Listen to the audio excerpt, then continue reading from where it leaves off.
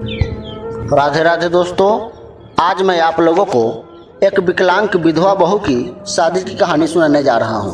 तो आप लोग वीडियो को पूरा देखिएगा और चैनल पर नए हैं तो चैनल को सब्सक्राइब कर लीजिएगा। दोस्तों, कौशल्या और रघुवीर की एक बेटी थी जिसका नाम सविता था। सविता को बचपन में ही पोलियो मार गया था, जिसकी वजह से वह एक पैर से अपाहिज थी। सब लोग उसे दया की दृष्टि से देखते थे, पर सविता अपने माँ बाप के बहुत ही लाडली थी।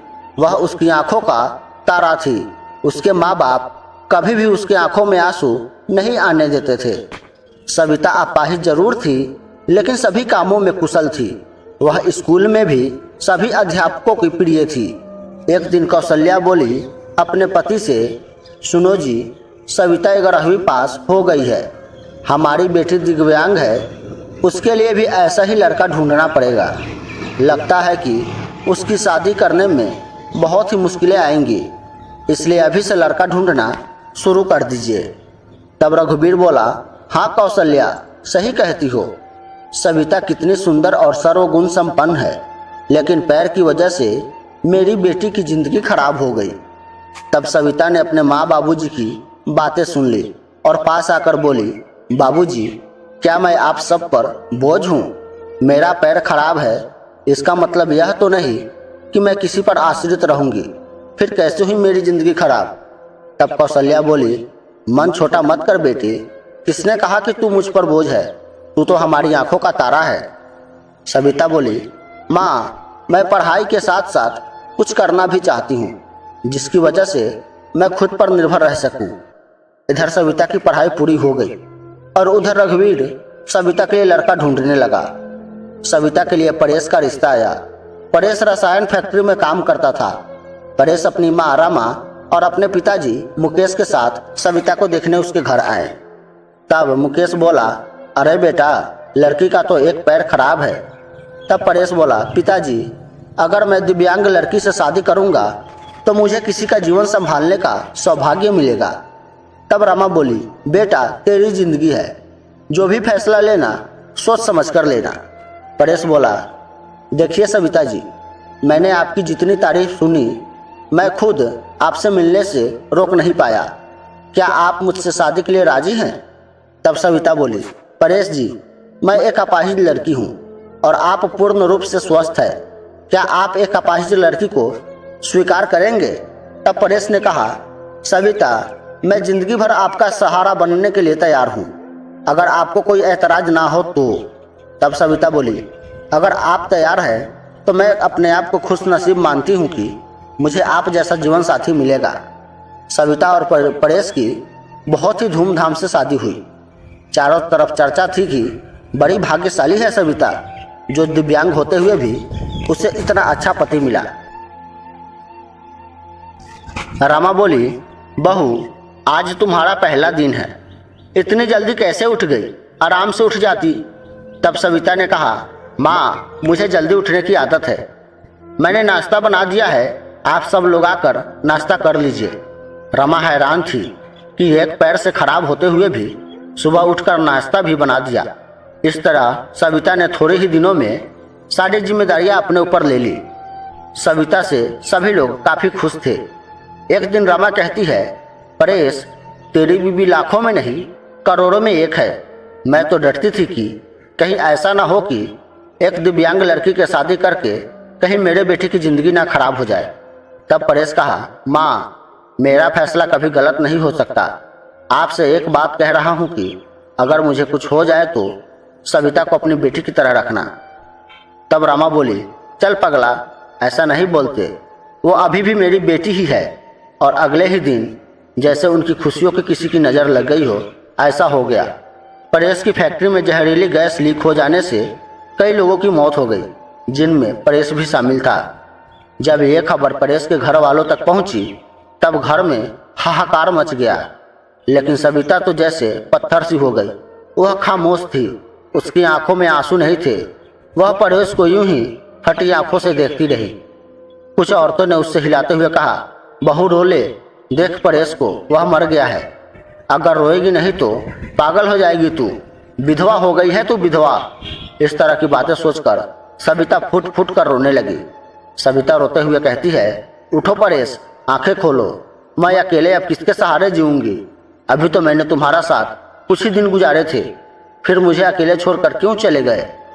तब परेश का अंतिम संस्कार हो गया और सविता के अरमानों का भी उसके साथ संस्कार हो गया। एक दिन रमा कहती है, अरे ये क्या सफ़ेद साड़ी पहनी हो बहू। तब सविता कहती है, माँ, सबने मुझसे कहा कि मेरे जीवन के सब रंग परेश के साथ ही चले गए, अब मुझे सफ़ेद साड़ी ही पहननी है। तब रमा कहती है, नहीं बेटी, तुम हमारे दुखों को और मत बढ़ाओ, आज से तुम कभी भी सफ़ेद कपड़े नहीं पहनोगे। हफ्ते महीने यूं ही शोक में गुजर गए। कौशल्या और रघुवीर सविता को लेने के लिए एक दिन उसके घर आए। कौशल्या बोली, मेरी बेटी का तो जीवन ही तबाह हो गया, पूरी जिंदगी अकेले अब कैसे काटेगी, इसलिए हम उसे अपने साथ ले जाना चाहते हैं। तब रमा कही, देखिए समधन जी, सविता कहीं नहीं जाएगी, आप उसकी शादी करके कर्तव्य मुक्त हो चुके हैं, लेकिन अब हमारे भी कुछ कर्तव्य है। हमारी बहू हमारी बेटी बनकर हमारे पास ही रहेगी। यह कहते हुए रमा ने सविता को गले से लगा लिया। मुकेश भी कहता है, हाँ समधी जी, रमा सही कह रही है, हम सविता को आगे पढ़ाएंगे और किसी लायक बनाएंगे, आप चिंता मत कीजिए, हम अपनी सविता को अपने पलकों पर बैठा कर रखेंगे। तब सविता ये सब बातें सुनकर कहती है, माँ बाबूजी, परेश इनके इकलौते बेटे थे, लेकिन अब वो नहीं है, तो ऐसे में अगर मैं भी इनको छोड़कर चली जाऊं तो ये सही नहीं है, मैं इनके पास रहकर ही इनकी सेवा करूंगी। सविता के माँ बाबूजी चले जाते हैं। अब सविता अकेली थी, उसने अपना सारा ध्यान अपने पढ़ाई में लगा दिया। ऐसे में उसकी मुलाकात गौरव से हुई, जो समय समय पर सविता की पढ़ाई में मदद करता था। गौरव मुकेश के दोस्त का सबसे अच्छा बेटा था। वह काम के सिलसिले में अक्सर परेश के पिता के पास आते जाता रहता था। गौरव पेशे से इंजीनियर था और बड़ा ही सलीन स्वभाव का एवं संस्कारी लड़का था। चारों तरफ औरतें बातें बनाने लगी। तभी एक औरत बोली, अरे देखो कैसी विधवा है ये, सफ़ेद साड़ी नहीं पहनती, पति का जरा भी इसे दुख नहीं है। तभी दूसरी बोली, बन संवर कर कॉलेज जाती है, बेचारे रमा और मुकेश का तो बुढ़ापा ही खराब है। तभी तीसरी औरत ने कहा, पहले इस लड़के का घर में आना जाना तो ठीक था, लेकिन अब परेश नहीं है तो इस जवान विधवा बहू के घर इसका आना जाना उचित नहीं है। लेकिन सविता को किसी भी बातों का कोई फर्क नहीं पड़ता था, क्योंकि सास ससुर उसके साथ थे।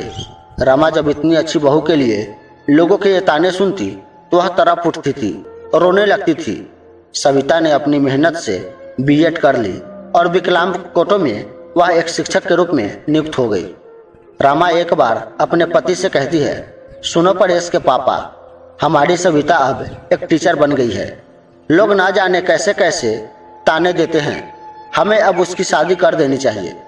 तब मुकेश कहता है, सही कह रही हो रामा, विधवा है मेरी बेटी पर अनाथ नहीं है जो लोगों की उल्टी सीधी बातें सुनेंगे। हम अपनी बहू की शादी धूमधाम से करेंगे। मुकेश ने जब अपनी बहू के रिश्ते की बात कुछ लोगों से की, तब लोग कहते हैं, अरे मुकेश, तू पागल तो नहीं हो गया, विधवा बहू की शादी करना क्या उचित है, तू क्या चाहता है, उनकी शादी करना मत कर। तब मुकेश कहता है, हाँ, मैं अपनी बहू की शादी करना चाहता हूँ, उसकी जिंदगी से विधवा शब्द हमेशा के लिए मिटा देना चाहता हूँ। तभी गौरव ने कहा, अरे अंकल जी, अगर आप सविता के काबिल मुझे समझे तो मैं आपकी बहू से शादी करने के लिए तैयार हूँ। तब मुकेश बोला, अरे गौरव तुम? मुकेश एकदम हैरान था। तब गौरव कहा, हाँ मैं। तब मुकेश ने कहा, मुझे यकीन नहीं है कि मेरी बेटी तुम्हारे जैसे लायक और होनहार बेटे को पसंद आएगा। मुझे गर्व है तुम पर बेटा, मैं ये शादी के लिए तैयार हूँ। तभी मुकेश घर आकर सविता से कहता है कि सविता, तुम जानती हो मैंने हमेशा तुम्हें अपनी बेटी से बढ़कर माना है। मैं चाहता हूँ कि तुम्हारी जिंदगी की अधूरे सपने को पूरा कर सकूँ। मैं तुम्हारी शादी गौरव से करना चाहता हूँ, तुम्हें कोई ऐतराज तो नहीं है? तब सविता उदास मन से कहती है, पिताजी, परेश की जगह शायद मैं किसी को ना दे पाऊँ, लेकिन आपने जो मेरे लिए किया है वह कोई नहीं कर सकता। आपका फैसला मेरे सर आँखों पर, जैसा आप कहे मुझे मंजूर है। और फिर सविता और गौरव की धूमधाम से शादी हो गई और सब खुशी खुशी रहने लगे। तो दोस्तों, आप लोगों को इस कहानी से क्या सीख मिली है हमें कमेंट करके बताएं, और क्या मुकेश और रमा ने अपनी बहू के साथ सही किया ये भी कमेंट करके बताएं। तो मिलते हैं अगले वीडियो में, तब तक के लिए आप लोगों का बहुत बहुत धन्यवाद।